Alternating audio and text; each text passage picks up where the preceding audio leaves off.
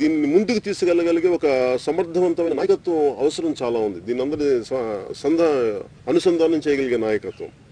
ముందు వాళ్ళని గుర్తించడం, ఆ తర్వాత ఈ 3 నెలలు 100 డేస్ తర్వాత ముందు దాన్ని బట్టి అసలు ఒకసారి మేము కూర్చోబడి అసలు ఏమేమి వాళ్ళ విధి విధానాలు ఎలా ఉన్నాయి మీద జరుగుతూ ఉన్నందుకు 100 రోజులు ఇచ్చిన తర్వాత దీన్ని ఒక ప్రణాళికాబద్ధంగా మేము ఒకటి పటిష్టం చేయడం, మా పార్టీని పటిష్టం చేయడంతో పాటు ఆ తర్వాత రకరకాల విధి విధానాల ద్వారా వీళ్ళు వైసీపీ జగన్ రెడ్డి గారి ప్రభుత్వం మీద ఏమేం చేస్తుంది, వాళ్ళకి తప్పులు ఏంటి, లేదంటే వాళ్ళ మెరిట్స్ ఏంటి, వాళ్ళ డిమెరిట్స్ ఏంటి, దీని మీద ఒక ప్లాన్ ఆఫ్ యాక్షన్ తోనే మేము ఒక 1 month 1.5 months తర్వాత మీకు తెలియజేస్తాం.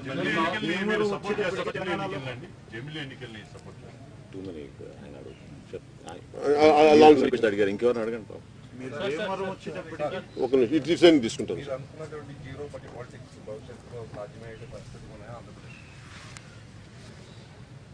అంటే ఒక ఆశయం ఉంటుంది సార్, అది జీరో బడ్జెట్ అంటే అసలు అది నేను ఆ పదం ఎప్పుడు చెప్పలేదు. జీరో బడ్జెట్ అనేది జీరో బడ్జెట్ అర్థం అసలు బడ్జెట్ లేని పాలిటిక్స్ ఎలా ఉంటుంది. రాష్ట్ర ఎన్నికల సంఘం కూడా ఒక ఎంపీకి 75 లక్షలు లేదంటే ఒక ఎమ్మెల్యేకి 10 లక్షలు ఖర్చు పెట్టాలి. దీనికి కొంచెం పెంచుతారా లేదా అనేది వాళ్ళ చేతిలో ఉండదు. జీరో బడ్జెట్ అని కాకుండా ఓట్లు కొనుగోలు చేయని రాజకీయం రావాలని మనస్ఫూర్తిగా కోరుకున్నాను. అది సాధ్యపడకపోవచ్చేమో కానీ నాకు తెలియదు. కానీ ఉదాహరణకి నేను మొన్న వచ్చేటప్పుడు నేను ఆలోచిస్తా ఉన్నాను.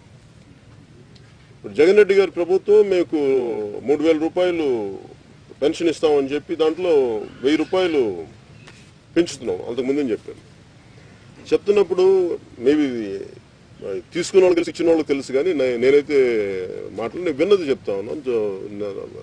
క్షేత్రస్థాయి జరిగిన దాని గురించి నాకు వచ్చింది చెప్తున్నాను. ఓటుకి 2,000 రూపాయలు ఇచ్చామని. 2,000 రూపాయలు ఇచ్చినప్పుడు నేను ముందు నుంచి చెప్పేది ఏంటంటే, మనం 2,000 రూపాయల ఓట్లకి మనం అమ్మేసుకుంటే మన ఓటుని, దాన్ని జగన్ రెడ్డి గారు వెంటనే దాన్ని 750 రూపాయలు తీసేసుకున్నారు. ఒక నెలలో 750 రూపాయలు ఓటుకి వాళ్ళకి ఇవ్వకుండా తీసేసుకున్నట్టు 250 రూపాయలు ఒకసారి ఆయన చెప్పిన ఇదే అంటే మీకు 250 రూపాయలు ఇచ్చి వాళ్ళు 2,000 రూపాయలతో ఓటుకుంటే దాంట్లో 250 రూపాయలు ఇచ్చి 750 తీసేశారు అనిపించింది.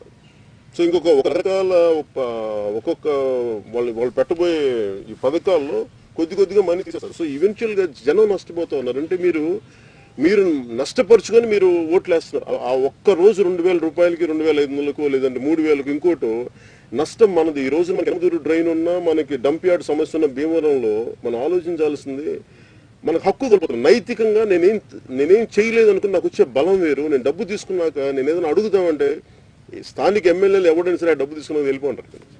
మనకు నైతికంగా